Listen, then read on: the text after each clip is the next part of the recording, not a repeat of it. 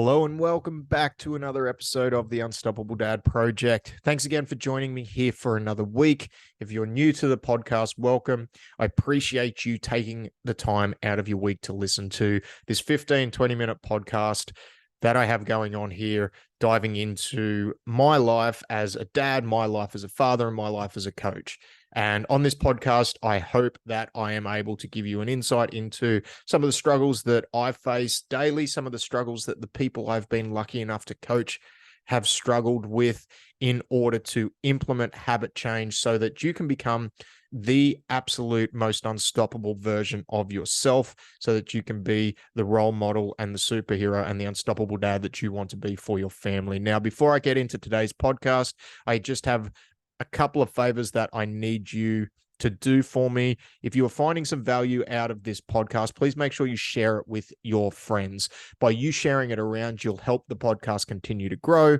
I've seen remarkable growth with the podcast over the last couple of years, and I appreciate those of you that have listened. But without you continuing to share it around, the podcast won't grow, and then not sure where it would be. But also make sure you're subscribed on whatever podcast platform you're listening to this on. And if you are able to, please leave us a 5-star review. Now, this week, I want to talk about the concept of I am trying to versus I am or I don't.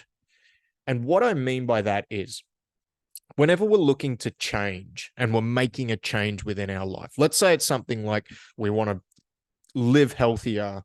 Maybe we want to quit something. We want to quit drinking. If we smoke, we want to quit smoking, something along those lines. And it's a concept around actually creating a new identity for yourself around that is somebody who does those things or who does the habits that you need to take in order to fulfill that goal. So let's use an example, right? Let's use a smoking example, because this is a bit of an easier one to quantify. So say, for example, we've got 3 people at a bar or at a barbecue or whatever the case might be. One person is smoking and the other 2 are going through different stages of quitting. The person who's smoking offers a cigarette to the other 2 people. One person replies with, "No, thank you, I'm trying to smoke." The other person replies with, "I don't smoke." Now, let's say for the sake of this story, both those people are the same amount of time has elapsed since they've both had their last cigarette. And they've both essentially achieved the same result in that instance, right? Where they have both not taken a cigarette. They've both continued on their journey to quit the habit that they want, the negative behavior that they want to get out of their life. And so from outside looking in, you would think that they've achieved the same result, which is great. However, what I've seen and what I've read and what I've noticed is the chances of the person who has said, "I am trying to," versus the person who said, "I don't," the chances of them relapsing, so going back to smoking cigarettes at some point, is potentially a lot higher than the other person. And the main reason is, even though from the outside looking in, they have essentially achieved the same result, one person identifies as somebody who doesn't smoke. The other person hasn't quite stepped into that reality because because of the verbiage they are using and because of the way they have communicated that, they are trying. Now, when it comes to creating a new habit and identity, one exercise that I have noticed has worked for a lot of people, especially ones that are really, really struggling to implement long-term habit change, is actually sitting down and thinking about almost creating another person, creating this new avatar for yourself around what you want to achieve. So let's say you want to be healthier. What does that person who is healthier look like to you? What habits do they do? And I mean, yes, we can go into aesthetic-based things. They have this going on and that going on. But more importantly, like, what habits do they do? How many times a week do they work out? How many hours a night do they sleep? How much water do they drink? What are their relationships like? How much time do they spend with their family? All these little quantifiable things, like what are those habits that go into becoming that person? And then from there, identifying yourself as that person. So let's use working out for an example, because it's something that I've helped hundreds, thousands of people with over the last 15 plus years. Simply identifying yourself as someone who works out compared to I'm trying to work out more can sometimes be the switch that needs to be flicked in order to step over that hump of inconsistency when it comes to working out. You are somebody who works out rather than you're trying to work out more. Now, I'm not saying this as some secret, if you say it, it'll manifest itself into reality. It's not that at all, because actually implementing those behaviors are hard. Like, you still have to take the action. Simply saying that you work out, I'm someone who works out more, but then not actually showing up and not doing the work is not going to achieve the result. And in fact, it's actually going to work in the other direction for you, because you're going to be telling yourself one thing, but then you're not going to be following through on the action. And that in turn is going to create a whole bunch of other problems that is really going to set you down a very, very negative path that is really not in the best interests of your mental health, physical health, and overall well-being. So we have to, by doing this and saying this and identifying as this, we need to also follow through on our word and understand that we need to do those habits in order to build up confidence for ourselves. And then by building confidence up for ourselves, we can then start to step into this new identity that we've created. And that can be such an important part mentally of creating new habit change and creating a new lifestyle for yourself that you want and you want to achieve. Now, there's potentially going to be, as you go through this journey, if you are starting out, you may have ideal world goals and aspirations. And for some people, when we embrace that reality, we're able to step into it. And over a 6-month, 12-month period of following through on the things that we said to ourselves, we become this new person. And there's other times where you may not quite hit exactly what you need to. And you may have to maybe massage that new identity and create different expectations.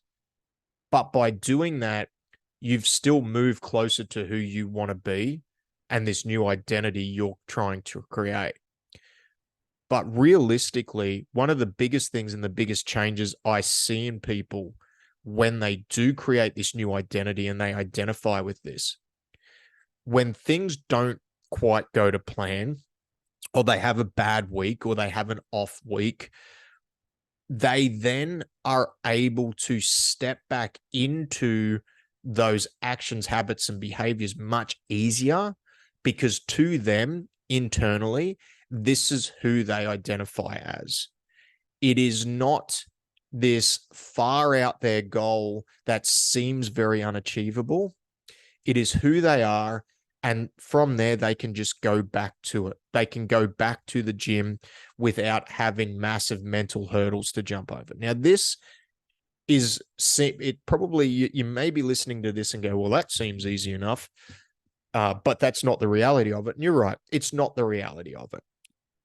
And it's not something that is just, I'm going to write down this new identity on a piece of paper, and these are the habits I'm going to do. And within a week, I am going to be this new person. It's not going to work like that. There are going to be ebbs and flows. You are going to have doubts along the way. But the biggest thing when you've created this new identity is that you have a roadmap for what you need to do. You have a very set out, defined plan on the actions you need to take, because you've created this new identity of who you want to be. And you understand, what does that person do? What habits do they have? and what actions do they take? And then when you do have the down week and you do have those doubts, you can tell yourself, hey, this is who I am. And then you can just get back to doing what you need to do in order to make that change in a positive direction. And then over time, over a 6-month, 12-month, 18-month, 3-year, 5-year period, as you step into this new reality, you just become this new person. You are the person who works out. You are the person who gets 8 hours of sleep a night. You are the person who is patient with your children, who doesn't blow their top every time they do something wrong. Like, you are this new person because you have done the work in order to get there, and you are confident in that new reality. But a lot of that sometimes starts right back at the start with having you identify as that person. Rather than I am trying to do this, you become that I am this. And that can help you in the early stages stay on path, really get done the work that you need to do, and move everything in a very, very positive direction. And within that, another thing that you can really look at doing, and this I think is an important thing to look at too, is surrounding yourself with people who are the type of person that you want to be. Because if you are able to join groups where the desired behavior that you want is the normal behavior, then it makes things easier for you because you start to rise to the same level as everyone else in that group. And yes, there are some cliche sayings out there about you are the sum of the 5 people that you hang around the most. And I do believe that to be true. I know whenever I've tried to make a habit change or done something, when I've got myself around other people, and it doesn't even have to be that we have such good access to each other, where it can be things as simple as like listening to a podcast from that person every day. Now, it is not as good as being able to have a conversation about them, especially if you're struggling with overcoming certain adversity. But consuming that, we have more access to people than ever before in human history. So it is a lot easier to actually surround yourself with the type of people that you want to become. And that as well is part of the new identity that is trying to be created. My friends have these traits. Now, we can never control what other people do, but by surrounding ourselves with those people, it can help us become this new person that we want to.